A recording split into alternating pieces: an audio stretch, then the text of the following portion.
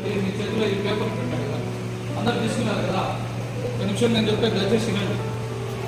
ఈ పేపర్లో యేసు ప్రభు మాటలు ఉన్నాయా? యేసు ప్రభు మనందరి కొరకు లోకానికి దిగి వచ్చినాడు, మనందరి పాపంలో కొరకు యేసు ప్రభు శుభ్రం మరణించినాడు, సమాధి చేయబడినాడు, 3వ రోజు తిరిగి లేచినాడు.